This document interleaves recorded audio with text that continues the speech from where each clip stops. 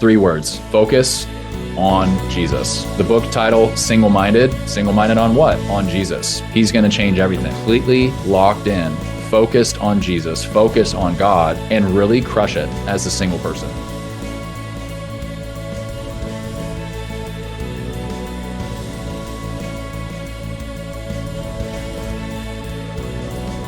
Hey, Uncommon Leaders, welcome back. This is the Uncommon Leader Podcast. I'm your host, John Gallagher, and today is going to be awesome.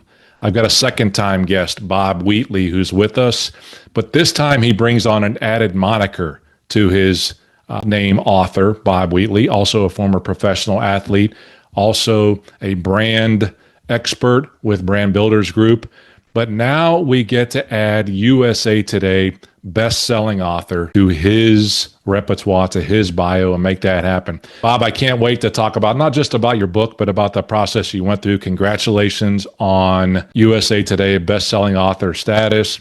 Great to have you back on the show. How are you doing today? I'm doing great. Yeah, thank you for having me on. Obviously, a second time, we're going to run it back, but we always tell our clients, there's no such thing as a best-selling author. There are only best-selling teams. And I had a great team to help me accomplish it. We had a really great summer, and now the book is out in the world and helping people. Ultimately, that's why you write a book. You want to change lives. You want to help people. You want to encourage. So yeah, thank you so much. It was a really fun August. That's for sure. Yeah, absolutely. And that book is kind of hanging behind your shoulder there for those watching on the video. It's called Single-Minded, Finding Purpose and Strength in Your Season of Singleness. It's much more than a guide, though, within kind of singleness. And we're going to talk about that a little bit. It's a powerful lesson in resilience and intentionality in prayer, ultimately in discipleship, you know, as you've been on that journey in life. And then we're going to get, frankly, a chance to talk about how the process of writing a book and becoming a bestseller. It's funny how you say that. I mean, it's called a bestseller, not a best written. We'll talk about that as well. But I want to dive into your book. Look, I find fascinating. So I'm married. I've been married for 32 years. So I wasn't the target audience for your book. But when I read through and get a chance to share that with others, I love to jump into the introduction right off the bat because there's a story usually behind the writing of the book. And then the acknowledgments at the end to recognize there are people that had a big part in putting together all that stuff in the middle. And I loved your story at the start with regards to the Pauline advantage that you defined. And I want you to talk to me about that, about how you ultimately, it led you to writing this book. What is the Pauline advantage? Yeah, so the book is structured as a 30-day challenge. It's meant to be read in bite-sized chunks, 10 minutes a day, day after day for 30 days. The initial intro chapter, like most nonfiction books, is just 4 or 5 pages of, hey, here's why I wrote the book. So the book is called The Pauline Advantage, the chapter is called The Pauline Advantage. And essentially what the entire reason why this book came to be is I started reading 1 Corinthians 7, and I'm sure I had read that before and just kind of glossed over it and didn't really care much. I was really feeling single, for lack of better words. I was feeling lonely, hopeless, left out. I was feeling behind on life. I'm now in my mid-30s, unmarried. I've always wanted to be a husband. I've always wanted to be a father. I'm neither of those things today. And I was feeling it whenever this was, let's say 2-3 years ago. And there's the Apostle Paul. It's where you get the word Pauline. The Apostle Paul in 1 Corinthians 7 is writing to the Christians in this new church in Corinth. And he's talking about love, and he's talking about relationships and how do we navigate these things. When speaking to the single Christians, this is my paraphrase, but he says, I, Paul, wish that you singles could remain single on account of the spiritual benefits that you have. He says that the married man, his interests are divided, but the single person can have a wholehearted devotion to God. That really challenged me because there I was sitting in my singleness, just wallowing like, God, this is a prison sentence. This is a death wish. This is the worst thing ever. Or even on a lighter note, this is my waiting season. I'm sure you've never heard that before, John, when singles like, this is my waiting season. Like eventually my life will start when my wife shows up. That is not a biblical statement. Here's the Apostle Paul in 1 Corinthians 7 saying, hey guys, if you're single, I actually wish you would remain that way because it's so awesome. on a spiritual level, if your goal is to pursue the Lord and serve him, I wish you could remain single. But what really, like I said, I had read 1 Corinthians 7 before and just glossed over it. I thought, oh, Paul is this Christian superhero. I'm living here in 2025 in Nashville, Tennessee. I am not Paul. I could never do that. I'm wired differently. Paul had unique giftings, and I did not heed that advice. And then I was reading a book. It's called Bonhoeffer. It's by Eric Metaxas. It's a biography on Dietrich Bonhoeffer, who, for those who don't know, he was a German pastor. He ended up getting martyred in World War II, sort of fought against the Nazi regime, not on the battlefield per se, but more so in politics, in letters, in thought leadership from the pulpit, essentially. So I was reading this book by Eric Metaxas called Bonhoeffer, and the book is just awesome. I think it won the book of the year in 2008, whenever it came out. For hundreds of pages, I was reading about this martyred German pastor named Dietrich Bonhoeffer, and it was like apples to apples. It was the same person, where personality types very similar to me. The way he decorated his bedroom, it was very Spartan. It was just like a bed, a desk, some books. I saw so much of myself in him. And of course, this is a national best-selling book. You as the reader, you always associate with the main character. You're like, I see myself in him. I see myself in her. But this was uncanny. The level of, it was just so similar, all the way down to our birthdays. So Dietrich Bonhoeffer was born February 4th, 1906. I was born February 4th, 1992. When I saw that, I was just like, all right, this is my long lost twin. We're separated by, decades and a really big ocean, but I see a lot of myself in Dietrich Bonhoeffer, or that's how I felt. Then I came to this quote by another pastor at the time, as a mentor of Bonhoeffer. His name is Theodor Heckel, and it's written in the book. Theodor Heckel is praising Bonhoeffer, this young up-and-coming pastor. And then I got to the quote that changed everything. Heckel, speaking about Bonhoeffer, says he has, in addition, the special Pauline advantage in that he is unmarried. And that just crushed me. That was like dagger to the heart, because hundreds of pages like, I am Dietrich. Dietrich is me. This is my long lost twin. This is awesome. I want to be like him. And then when I saw that quote, not by the Apostle Paul, by a 20th century Christian and a pastor, somebody who is really doing the Christian walk well, saying, yeah, he has the Pauline advantage in that he is unmarried. That changed everything for me, because I had been feeling very single, very behind, stuck in my waiting season. God, when is this going to change? And then there's another double tap, a double stamp on, Bob, I have something for you right now. You are in an advantage season. This isn't a season to sprint out of and pray, man, can it just end tomorrow?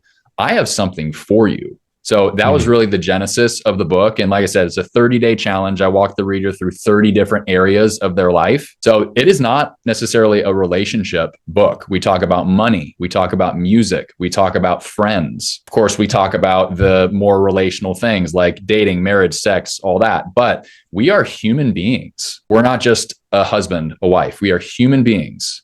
And God has a lot of awesome things for the single Christian that I was not tapping into until Dietrich Bonhoeffer, Theodor Heckel, and the Apostle Paul challenged me.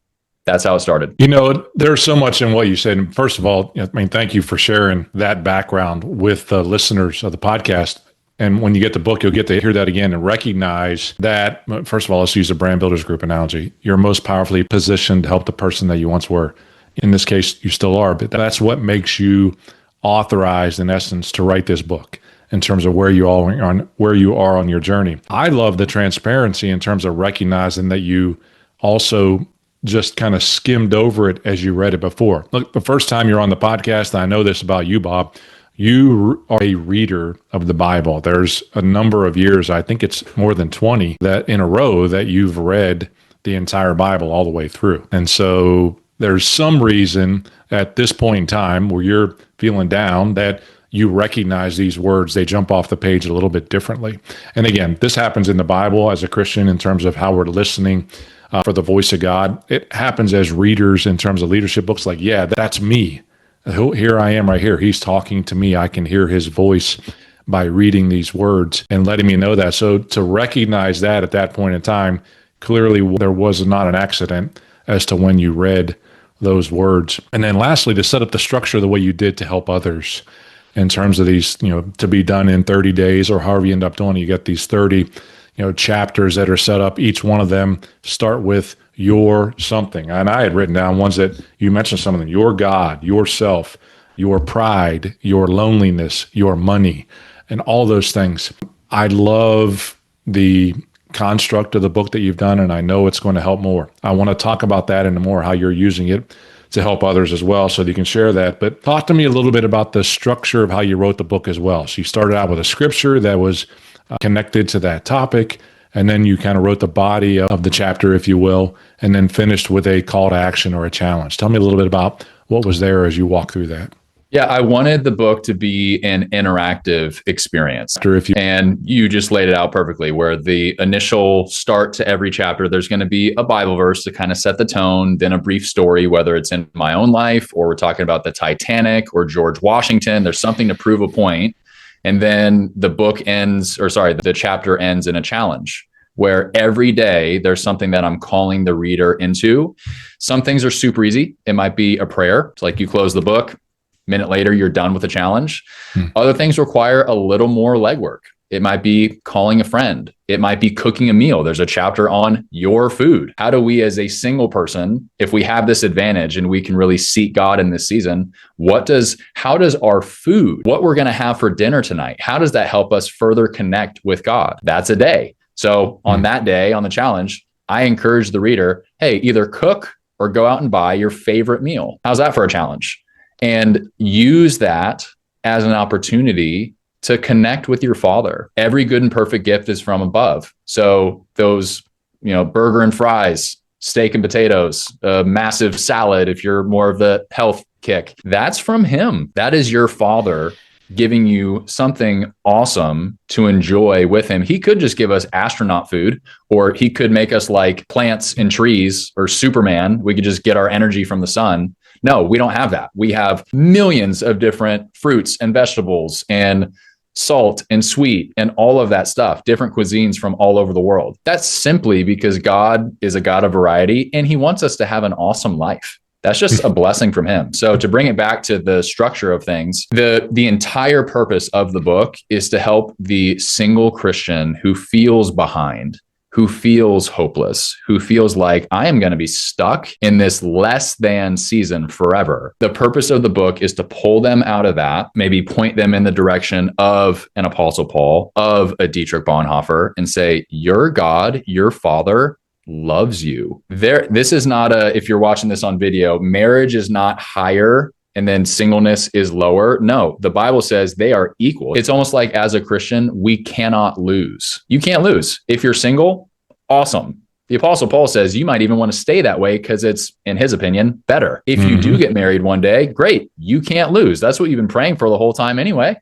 You have companionship. You can have kids. Guilt-free sex is on the table.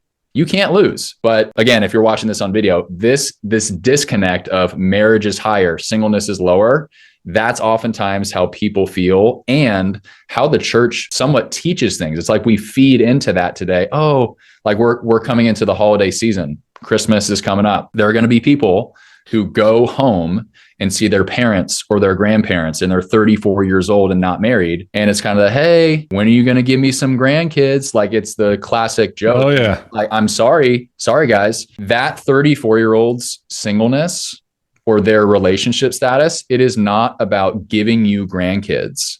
It is about serving God. And if the Apostle Paul was at your Christmas dinner, he might have something else to say to that 34-year-old. So what I really wanted to do in the book is change the conversation in the church to where we don't look at single Christians as people that are less than, or that's so cute, like one day you'll level up from JV to the varsity. No, I want us to encourage the single person. We do not need to be fixed. We need to be unleashed. We are fully available. We can do God's bidding. We need to be unleashed as single Christians. We don't need to be fixed. Bob, man, that's so good. That's so good. And I love the picture. I mean, again, those of you seen the video of recognizing, as I think and I reflect just as you're talking, I recognize that the church doesn't do a phenomenal job of ministering to that community. We're going to talk to just a second about how, what your book is doing for that community as well to help level that up, to bring them, if you will, into recognition that they are not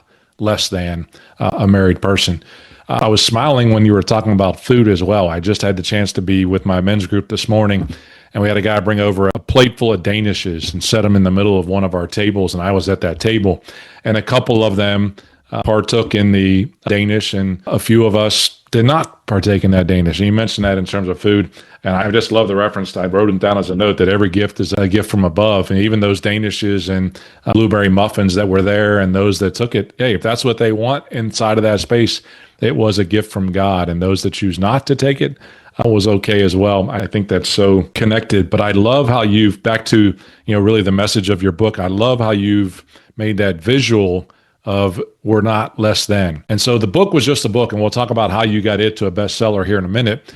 But how are you taking it even further with regards to the book, and what other resources are you making available that allow you to close that gap between married and the single person in the church?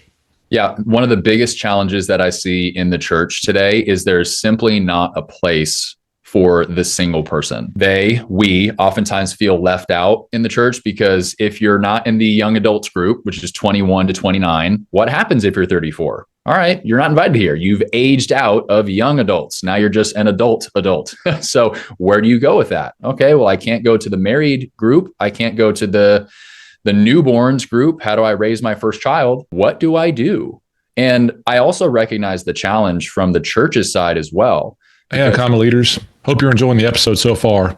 I believe in doing business with people you like and trust and not just a company name. That's why a strong personal brand is essential, whether you're an entrepreneur or a leader within a company. Brand Builders Group, the folks who have been helping me refine my own personal brand, are offering a free consultation call with one of their expert brand strategists. They'll help you identify your uniqueness, craft a compelling story, and develop a step-by-step plan to elevate your impact. So head on over to coachjohngallagher.com/BBG, as in Brand Builders Group, to schedule your free call and take the first step toward building a personal brand that gets you noticed for all the right reasons. That's coachjohngallagher.com/BBG. Now, let's get back to the episode. As I speak to more and more churches, they're like, yeah, we have a ton of single people that are asking us, can you give us something? Can you give us a group, a curriculum, a gathering, something? We feel really left out. The challenge that the church is facing is really twofold. Number one is you got to ask yourself the question, who's actually going to lead it at the church? Unless there's somebody who is sprinting to the front of the room, hey, God, send me.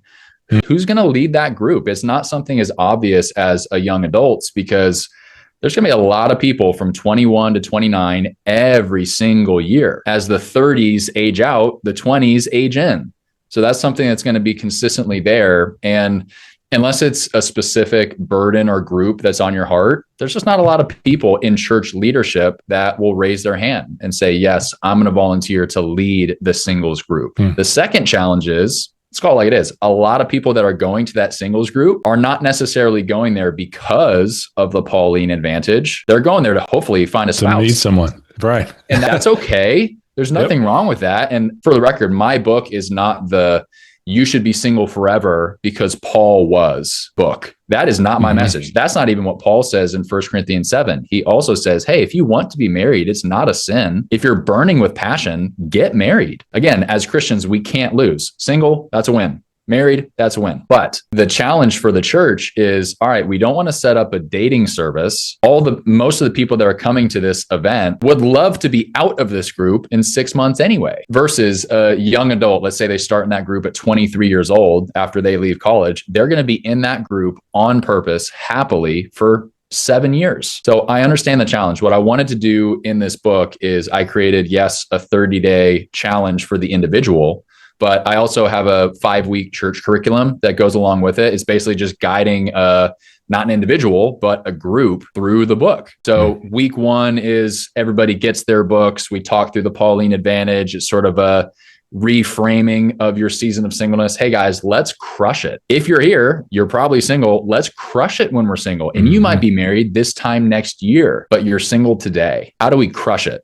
That would be week 1. And then weeks 2, 3, 4, 5 is basically just walking the 30-day challenge. And if you remember, John, the book is broken up into those 4 sections: heart, soul, mind, strength. That's the 5-week curriculum. I wanted to give the church an excuse to start singles groups. And even that name, singles groups, like there's going to be some negative undertones with that. Like, oh, here's the less thans. Here's the people that are sad and lonely and depressed, the singles group, or here's the, the speed dating group. It's like, no, guys, we need to define singleness as the Apostle Paul did, as your Bible does. Singleness is awesome. It's very unique. There are definitely challenges to it. I still want to be married. I believe I'm still praying for that. And there are definite difficulties. I get lonely. I'm a human being. And yet those promises and those challenges, those exhortations in 1 Corinthians 7 are still there. So I'm doing the best I can to crush it before marriage and help other people to do the same. I think that's so cool. And again, the recognition of, by naming it something, right? It gets an immediate stigma inside the church, especially, frankly. I mean, look at the different groups that are created. They tend to be formed around problems rather than opportunities. People change, when they're inspired or when they're in desperation. And, they might be around shame or around financial peace because they're in debt and they want to get out of debt. So by reframing that season that you're talking about and making it great, making it an opportunity, I think that can be really, really powerful. And I hope we can get that information into the hands of more, including I want to share with my pastors at church as well. And I'm going to share this episode with them to start off, and then the book to really get them in mind. We talked about that. I told you the name would come to my mind as well, because, we've got, I'll tell you that afterward. I wrote it down just to make sure I won't make it known on the podcast, but there are others that I can see who would benefit from this. Because the other side of that, to your point, who's going to run to the front? You're not going to get a married person to run to the front to teach a single-minded course. You got to get a single person to say, I'm up for it. Let's go do this and make that happen. So important. I love the book, Bob, in terms of what's there within the book. With regards to our conversation, I do want to make it a little bit of a shift. The other side of what we're talking about is that best-selling author status, that new ribbon that's on your book, that sticker that says USA Today, best-selling author. Look, the niche of your book, you already talked about this, is pretty small with regards to who you're trying to reach and recognizing who you wrote it for. How in the world did you turn this into a best-selling book then with a niche that small? Yeah, it was an amazing result. So the USA Today, for those who don't know, there's 150 books on the list. That would be the online version. 150 books is saying these are the top 150 books in the nation this week. Now, the newspaper prints 50. So I would have loved to be number 149. That would still be a USA Today bestseller, but it's kind of cool to have your name, your book in the papers. Like, okay, I'm kind of shooting for the top 50. The book was number 8, top 10, number 8 in the country. So cool. It came out. It was just an amazing result. And the benefit that I had in working, I have a full-time job with Brand Builders Group. John, obviously we've met through BBG. The benefit that I had is we run probably 12 book launches a month. It's something that we consistently do. Some are smaller than mine. Some are significantly bigger than mine. John Maxwell, Ed Milet, Amy Porterfield, Lewis Howes. These are all New York Times, Wall Street Journal best-selling authors, people that we're helping. So I had the benefit of, number one, having a very good plan, a very good sales strategy as far as my launch, but also seeing some other failed launches. Because I'm privy to that type of information and I'm just in that world. I see a lot of book launches on a monthly basis. So we saw some near misses, and I was able to self-diagnose and see, okay, what happened? What went wrong? Why did this person miss the list? And I won't share any names just for the sake of privacy. It's their story. It's not mine. We had a client, John, who did our bestseller launch plan workshop, and it was an awesome 2-day event. I was actually a part of it. So I was there to see all the strategy and everything that we encouraged them to employ. And they did none of it. They didn't follow the plan. Or I should say, none of it is not completely accurate. They opted for more of the marketing stuff. It was updating the website. It was the social media posts. We always tell our clients, marketing is slow, but sales is fast. Marketing is slow, but sales is fast. And so this, again, nameless client that missed the list, they had a massive platform. We're talking hundreds of thousands, almost 1 million followers on social media now. They had a membership of thousands of paying clients, thousands of paying customers. I sold 3 times as many books as they did. And I'm not famous. I have 3,500 followers on Instagram. So you might be listening to this and you're like, all right, here's Bob and Brain Builders Group throwing out John Maxwell. He's the #1 leadership author of all time. I could never be John. Guys, I have 3,500 followers on Instagram. I am not famous, but what I did have is a great plan. What I saw in that failed launch is, okay, I cannot focus on marketing. I can't make this cutesy book launch website and hope that people find me. I need to old fashioned this thing. I need to pick up the phone, smile and dial, and do some sales. So that was really my strategy. And it was the perfect storm. It was, how do I still do the marketing stuff? I did update my website. I did post on social media, but how do I take that and then add in the speaking appearances, the podcast appearances? I wrote a number of guest blogs for people. I did a crowdfunding campaign because a lot of these churches, they don't have great budgets for this. Like, as we're recording this, I have a speaking event. I'm speaking at a university on Monday, 250 student athletes. It's going to be an awesome stage. It's going to be a great chapel service. Yet they did not have the budget. Let's say I'm selling my book for $15. What's $15 times 250? 5,000, 6,000, like in that ballpark. They didn't have a budget for $6,000 for a chapel speaker. So what I had to do is get the stage commitment from the university. And then I did fundraising, friends, family. It's stuff like that. That's a sales mindset. Sales is fast. I'm picking up the phone. I'm making things happen. Versus marketing is, I'm going to post this on Instagram and hope people care about it. You see the difference? So it's just very passive. Absolutely. Baseball world, you're catching it, right? Rather than pitching it kind of thing and going forward. I mean, the two positions, active and passive, are very different in terms of what you're telling me. So I've not written a book before, although I've had conversation. And when last time I was with some folks from BBG, I probably slowed my roll down just a little bit in terms of when I wanted to write a book because of what we're talking about right here. The actual act of writing the book versus the selling of the book feels a little bit to me like a fitness plan for yourself, where I would often say, if I just exercise hard enough, I can eat whatever I want to. But I know that I can't out-exercise a bad diet, and that in my journey to physical health going forward and where I've been, it feels like it's about 70% nutrition and 30% exercise. What I hear you saying, it's about, to a certain extent, it's about 30% writing the book and about 70% selling the book. Is that what it felt like to you? And is it in terms of time, in terms of energy? Well, it truly depends on your goal. So when you break it down to the 70-30, what we're assuming there is that person's goal is to be a national bestseller, where the goal is sales. If that is true, 100%. Yeah, I mean, it's the classic, it's a Robert Kiyosaki quote. It is not New York Times best writing author, it's New York Times best selling author. And what's funny is 98% of best-selling books hit the list in week 1 and then never hit it again. Now, sometimes you'll have the perennial seller, the Atomic Habits of the world that's on the list for 5 years. 98% of books like mine hit it in launch week and then fall off, because I'm not a James Clear Atomic Habits. So I had to have a book launch tsunami. I need all of the vectors. Everything is like calling a trick play in football. Everything just needs to point in the same direction to hit on 1 week. And so with my first podcast appearance with you, I came out with a book in 2023. And my goal for that book was not to be a national bestseller. I wasn't even sniffing the USA Today. I just wanted to have a book out. So it depends on the goals. But if you're an active business, if you're an active personal brand and you say, you know what, it would really change the trajectory of my career to hit a list.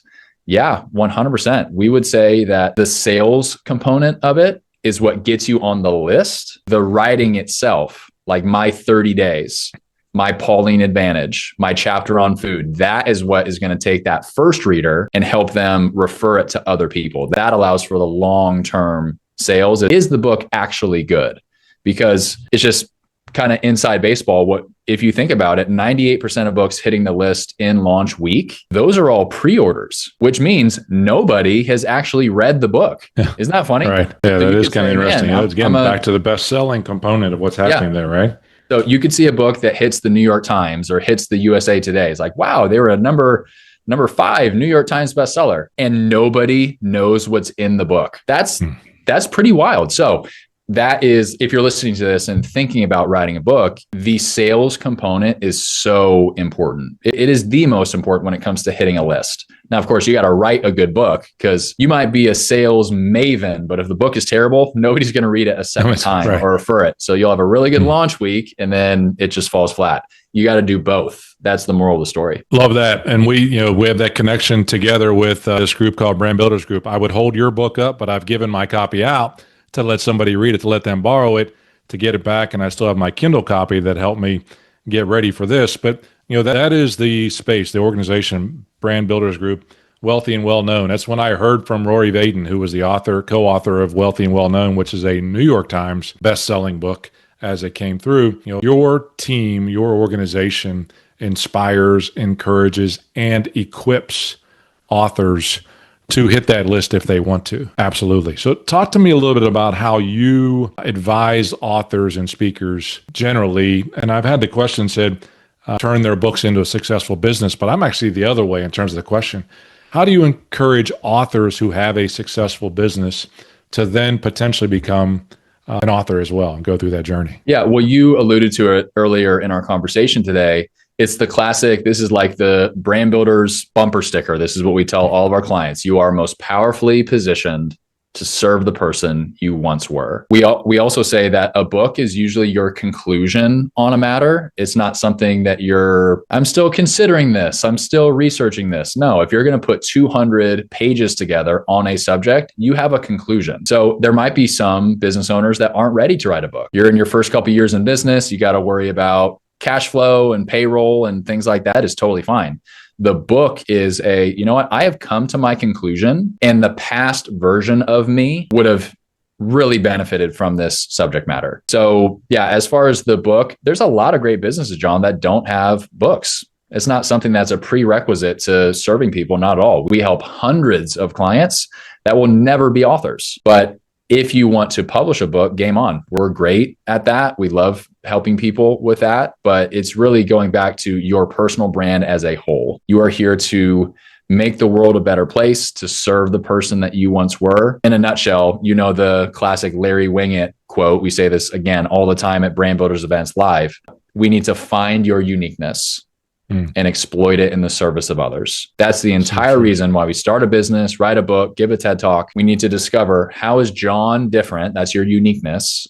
And then you don't hog that uniqueness. You don't hog those gifts and talents and passions. No, you go out in the world and you serve people with it. Find your uniqueness, exploit it in the service of others. Love that. And Bob, look, I can still remember the conversations we had almost 4 years ago as we come up on this date about Brand Builders Group and the potential value as I was learning about them. And you were the salesperson who was making me aware of the benefits that were there. Still today, I'm a big fan of Brand Builders Group, and also still being coached by Brand Builders Group in my brand journey as well. If folks want to learn more about Brand Builders Group and that process, how do you suggest they really get engaged in that activity? Yeah, well, so there's a number of different ways that we connect with clients. If we can, I'd love to just give the audience the audiobook for free. That's something that we're doing. The book is already out. Like you said, it was a New York Times bestseller in July. Guys, we already hit the list. We're doing great. So we're just giving away the audiobook for free. So if we can, let's throw the link in the show notes to give away the book. That's going to be a great free resource for folks. And I think that for sure. Yep. Yeah. And I think we had set up a link for you because you've been a client. You've been a client for many, many years. And so we find that our best relationships come from people that are already in the program, because we're not hiding anything from you, John. You've been a paying client for many years. You know what's going on. And so didn't you have a website personally? We do. We'll put that in there as well, the coachjohngallagher.com/BBG. And that gives an opportunity to really set up a free conversation with the folks at Brand Builders Group to see if they might be able to help you on your journey, whether it's as an author, as a speaker, as a coach, or ultimately anywhere in your business where you're looking to build a personal brand. And what I talk about when folks go there is that, the study that's done, you all set up the study that 74% of people will buy from someone they trust with a personal brand versus buying from a company. So I continue to see the value in what's there for Brand Builders Group. So we'll put that link in the show notes as well, coachjohngallagher.com/BBG. We'll put the link to the free audio book to get your copy of Wealthy and Well Known. That's the New York Times best-selling book. And Bob, how do we get them in touch with you as well directly about your book? Where do you want them to go? And also to learn more about you. Best place is just bobwheatley.com. Everything's there, both my books, all my speaking assets and things like that. If you, let's say you're listening to this and you do have a church and you say, man, I believe there's a gap there. I believe there's a lot of single people that could benefit from this. Just again, there's a contact page. It'll just send you directly to bobwheatley.com. Just shoot me an email. And yeah, we'd love to serve however we can. We're doing workshops across the country with this. And if there's an opportunity to help your community as well, let's do this. That's why I wrote it. We want to help people. So yeah, thank you for that. I'll put that link in the show notes as well, bobwheatley.com, be sure to go out there and connect with him and look into some of those resources that are coming out. Those of you certainly that can provide this opportunity for folks who may be in this season. Bob, I so appreciate how you told the story. I'm going to give you the last word here, and then I'll close us out ultimately. But when you think about the message that you continuously try to convey, I'm going to give you a billboard. You can put any message that you want to on that billboard.